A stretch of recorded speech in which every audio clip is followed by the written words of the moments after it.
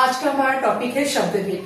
शब्दभेद में आपको एग्जाम में इस तरह का प्रश्न आता है, निम्नलिखित वाक्य में अधोरेखांकित शब्द का शब्दभेद पहचान कर लिखो। और पहले से एक सवाल दिया जाएगा, उसमें एक वर्ड अंडरलाइन रहता है। अब इसमें आंसर कैसे लिखते हैं? सबसे पहले इसके जो आंसर है वो 3 होते हैं। पहला होता है संज्ञा, दूसरा होता है सर्वनाम और तीसरा आता है विशेषण। इन तीनों में से आपका कोई एक आंसर रहेगा। अब करना क्या है, जैसे अगर संज्ञा मतलब होता है अगर यहां इस लाइन में किसी का नाम अंडरलाइन हो, चाहे वो इंसान का हो, जगह का हो या जानवर का, अगर नाम अंडरलाइन होगा तो संज्ञा आएगा। सर्वनाम का मतलब होता है कि नाम के बदले अगर किसी इंसान का कोड वर्ड है, कोड वर्ड का मतलब होता है जैसे वह, हम, मैं, वे, ये, अगर कुछ ऐसा अंडरलाइन है तो उसका आंसर होता है सर्वनाम। विशेषण का मतलब होता है जब किसी का क्वालिटी, बुराई, क्वांटिटी अंडरलाइन होता है उसे कहते हैं विशेषण। अब ये वाला शब्द पढ़िए, वाक्य आज का, श्रमजीवियों की मजबूरी एवं आमदनी कम है। कम बोला तो यहाँ नापतोल करके बताया गया कि कम है। तो आपको उत्तर कैसे लिखना है, तो आप लिखेंगे नंबर 1, जो चीज अंडरलाइन है पहले उसे कॉपी कर लीजिए।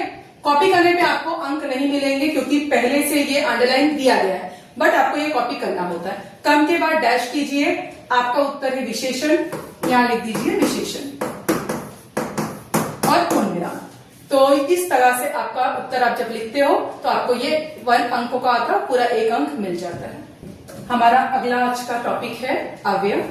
अव्यय में आपको एक प्रश्न इस तरह दिया जाता है, निम्नलिखित अवयव में से किसी एक शब्द का अर्थपूर्ण वाक्य में प्रयोग कीजिए। तो आपको बोर्ड के पेपर में इस तरह से 2 वाक्य दिए जाएंगे। हालांकि आपको करना एक ही होता है, लेकिन अगर आ रहा है तो दोनों कर दीजिए सेफ साइड में।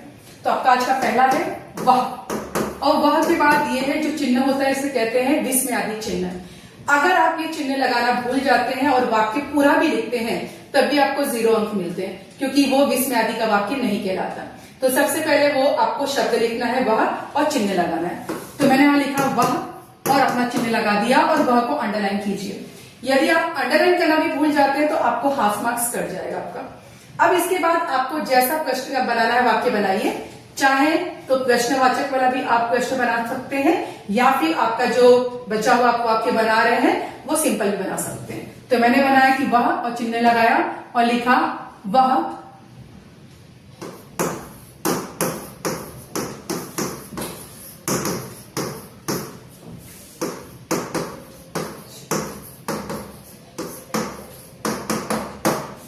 मैंने लिखा वह कितना सुंदर ताजमहल है और उसके बाद पूर्ण विराम दे दिया क्योंकि क्वेश्चन नहीं था, सिर्फ मैंने तारीफ की कि वह कितना सुंदर ताजमहल है और उसके बाद पूर्ण विराम और अंडरलाइन कर चुकी हूं। तो ये 1 अंकों का था और मुझे 1 अंक मिल गए।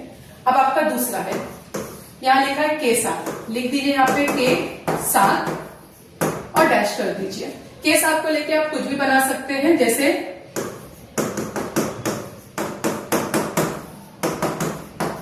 मैं मां के साथ बाजार गई और उसके बाद के साथ को आपको अंडरलाइन करना है क्योंकि लिखा हुआ वाक्य आपका सही है, फिर भी आपको 1 अंक नहीं मिले। जब आप इसे अंडरलाइन करेंगे तो पूरा 1 अंक मिलेगा। तो मैंने यहाँ पे अंडरलाइन कर दिया के साथ। तो इस तरह हमारा ये वाला वाक्य भी पूरा हुआ, मैं मां के साथ बाजार गई और उसके बाद पूर्ण विराम। अगला हमारा टॉपिक है संधि। संधि में इस तरह आपको एग्जाम में बॉक्स बन के आते हैं, या तो अगर ये फील रहेगा तो ये दोनों खाली रहेगा, अगर यहाँ पे सवाल दिया जाएगा तो ये दोनों आपका खाली जगह होता है और दोनों में से कोई एक करना होता है। बट मेरे ख्याल से अगर आप दोनों करते हैं तो ज्यादा अच्छा होता है। अब यहाँ लिखा है सम प्लस तोष, ठीक है। सबसे पहले हमें ये वाला आंसर भरना रहता है। अब वो कैसे भरते हैं, तो आपका संधि 3 प्रकार की होती है। एक होता है स्वसंधि, दूसरा होता है आपका व्यंजन संधि और तीसरा होता है विसर्ग संधि। अब कैसे पहचानते हैं कि इनमें भरा कैसे जाता है? सबसे पहले ये जो प्लस है, प्लस से पहले जो अक्षर है हमें वो देखना होता है। प्लस से पहले आप देख रहे हो माँ या माँ के नीचे हलंत लगा है। कहते हैं कि अगर माँ के नीचे या किसी भी काका गागा के अक्षर के नीचे हलंत लगा होता है तो वो होता है व्यंजन संधि। वापस ध्यान से सुनिए, व्यंजन संधि की पहचान है किसी काका गागा के अक्षर के नीचे हलंत लगा होता है। विसर्ग संधि का पहचान है कि उसमें 2 डॉट लिखा रहता है। अगर ये दोनों टर्म कंडीशन नहीं है इसका मतलब वो स्वसंधि है। तो यहाँ पे प्लस से पहले माँ है और माँ के नीचे हलंत है, तो ये क्या कहलाया? तो इसे कहते हैं व्यंजन संधि। तो यहां लिख दीजिए व्यंजन संधि, पूरा नाम लिखना होता है। उसके बाद अब इसे जोड़ना है, तो कैसे जोड़ते हैं, और ये हमेशा आपको परीक्षा में पूछा जाता है। अब देखिए स जैसे का तैसा आएगा, उसके बाद प्लस के बाद लिखा है तोष, वो जैसे का तैसा कॉपी कर लिया जाता है। केवल ये जो माँ और माँ के नीचे हलंत है ये डॉट में कन्वर्ट हो जाता है, यानी यहाँ पे स के ऊपर एक डॉट आ जाएगा जिसे हम बिंदु कहते हैं, इसे कहते हैं संतोष। तो इस तरह आपका उत्तर हो गया संतोष। वापस समझा रही हूं, अगर माँ के नीचे अगर आपको हलन दिखता है तो वो माँ गायब हो जाता है और वो डॉट के रूप में जो पहला वाला अक्षर है उस पे डॉट के रूप में आ जाएगा। तो स पे डॉट हो गया, डॉट बोला तो माँ और हलन वही कहलाता है, और बचा था तोष, जैसे का तैसा लिख दिया, और इसे कहते हैं व्यंजन संधि। आइए दूसरा देखते हैं, ये भी बोर्ड की परीक्षा में 3 बार पूछा गया है। यहाँ पहले से लिखकर आया है सदैव। सदैव का जब भी हम आंसर तोड़ते हैं तो बनता है सदा प्लस ए, कहलाता है सदैव। अब सदा और ए, अब यहाँ क्या भरना है, तो देखिए प्लस है, प्लस से पहले आया है द। अब द के नीचे ना ही हलंत है, न द के आसपास आपको 2 डॉट दिख रहा है, तो इसका मतलब ये क्या बचा है, तो स्वसंधि। तो यहाँ लिख दीजिए स्वसंधि, और इस तरह आपको 1 मार्क्स मिल जाएगा। तो हाफ बॉक्स, ये हाफ बॉक्स आप फिल करोगे तो हाफ मार्क्स, ये बॉक्स फिल करोगे हाफ मार्क्स, और इस तरह आपको पूरे 1 मार्क्स मिल चुके हैं। अब हम पढ़ने जा रहे हैं सहायक क्रिया। सहायक क्रिया में सबसे पहले प्रश्न दिया जाता है, निम्नलिखित वाक्यों में से किसी एक वाक्य की सहायक क्रिया पहचान कर उसका मूल रूप लिखिए। यानी सवाल पढ़ते वक्त हमें 2 बातें समझ में आ रही है। सबसे पहले सहायक क्रिया पहचानना है, दूसरा उसका मूल रूप लिखना है। आप देख सकते हो यहाँ पे भी 2 बॉक्स बनकर आया है, यानी यहाँ पहचानना है, यहाँ उसका मूल रूप लिखना है। अब पहला, इधर बच्चे रेत का घर बनाने लगे। अब सहायक क्रिया पहचानते कैसे, जो भी आपको वाक्य दिया जाएगा सबसे पहले उस वाक्य का जो लास्ट वाला शब्द रहेगा वो कहलाता है आपका सहायक क्रिया। यहाँ लिखा है लगे, तो मैंने यहाँ कॉपी कर लिया, मान लो यहाँ पे बॉक्स में लिखा है मैंने लगे, तो ये किस वाले बॉक्स में आ गया। अब लगे का आपको ना वाला पार्ट लिखना है, तो लगे का ना वाला पार्ट हुआ लगना। ग का जो मात्रा होता है उसे हटा दिया जाता है और ग के बाजू में न लगाया जाता है। दूसरा, फिर भी धूप तीखी ही होती जाती, लास्ट वर्ड है जाति, तो आप नंबर सेकंड में लिखेंगे जाति। ये सब आपको इस बॉक्स के अंदर ही फिल करना है, जाति। अब जाति का जो न वाला पार्ट होता है उसका कहते हैं जाना, इस तरह आपको लिखना है। तो ये हाफ बॉक्स फिल करोगे तो 1 मार्क्स, ये पूरा जो बाजू वाला पार्ट में भी लिखोगे वो अगेन हाफ मार्क्स, तो हाफ और हाफ, इस तरह ये बोर्ड में आपको पूरे 1 मार्क लिए पूछा जाता है। यहाँ भी ऑप्शन दिया जाता है कि 2 में से कोई एक लिखना है, अगर समय है तो दोनों लिख दीजिए, कोई गलत रहेगा तो कम से कम दूसरे का अंक आपको मिल जाएगा। अब हमारा टॉपिक है प्रेरणात्मक क्रिया। प्रेरणात्मक क्रिया में आपको बोर्ड में इस तरह से बन के आता है ये टेबल, यहाँ पे एक शब्द दिया जाएगा और दूसरे नंबर पे भी एक दूसरा शब्द होगा, दोनों में से कोई आपको एक करना है और दोनों का प्रथम और द्वितीय रूप आपको लिखना होता है। अब किया कैसे जाता है, खाना, तो खाना का उत्तर होता है खाना, खिलाना और खिलवाना, यानी कि यहाँ पे आपको आना वाला लिखना है, यहाँ पे वाना वाला लिखना होता है। तो खाना, खिलाना, खिलवाना। चलिए अगला देखते हैं, धुलना। धुलना में भी आना और वाना लगाया जाता है, तो धुलना, धुलाना और धुलवाना। यहाँ ध्यान दीजिए, यहाँ पे बताया गया बेटा पहले से ही धू में छोटा ऊ लगा है, तो यहाँ पे भी वो छोटा ऊ होगा, यहाँ भी, क्योंकि जो छोटी चीज होती है वो बदलती बिल्कुल नहीं है। तो इसका उत्तर हुआ धुलना, धुलाना, धुलवाना। हमारा अगला टॉपिक है काल। काल में बोर्ड में आपको ऐसे प्रश्न आते हैं, निम्नलिखित वाक्यों में से किन्हीं 2, यानी 3 दिया, आपको कोई 2 करना है। वाक्यों का कोष्टक में दी गई सूचना के अनुसार काल परिवर्तन आपको करना है, यानी आपको चेंज करना, ना कि काल पहचानना है। पहला आपका, सातों तारे मंद पड़ गए।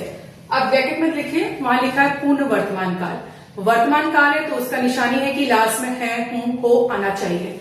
तो दिया गया आपका जो भी प्रश्न है इसमें कहीं है, हूं, हो नहीं है, मतलब ये जैसे का तैसा आपको कॉपी करना है और लास्ट में इन तीनों में से जो आपको मैच हो रहा है लिखना है। तो मैंने लिखा है यहाँ पे सातों तारे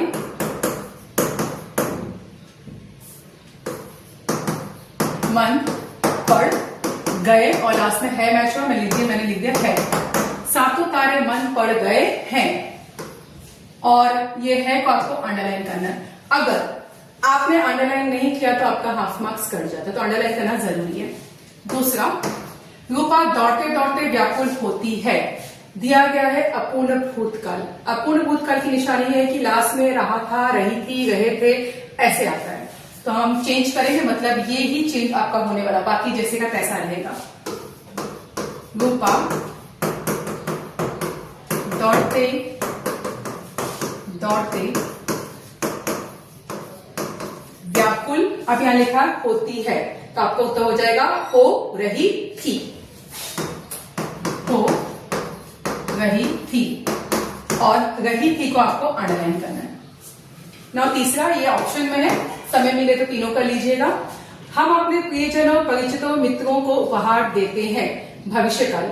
भविष्यकाल की निशानी है कि लास्ट में गा, गी, गे का साउंड आना चाहिए, यानी कि समथिंग ये चेंज होगा। हम अपने प्रियजनों, परिचितों, मित्रों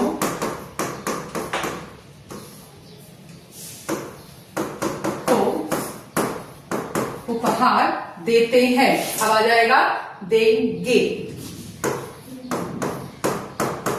और इस देंगे को अंडरलाइन कर दीजिए। तो इस तरह के आपके तीनों ही काल के उत्तर हो गए। भूलना मत, अगर अंडरलाइन नहीं करेंगे तो आपके हाफ मार्क्स कट जाएंगे। हमारा नेक्स्ट टॉपिक है वाक्य भेद। आइए क्वेश्चन पढ़ते हैं। निम्नलिखित वाक्य का रचना के आधार पर भेद पहचान कर लिखिए। वाक्य भेद में आपको दो तरह के सवाल आते हैं। सबसे पहले क्वेश्चन में देखिए रचना वर्ड, और यहाँ देखिए आप लिखा रहेगा अर्थ, ठीक है। तो पहला है रचना।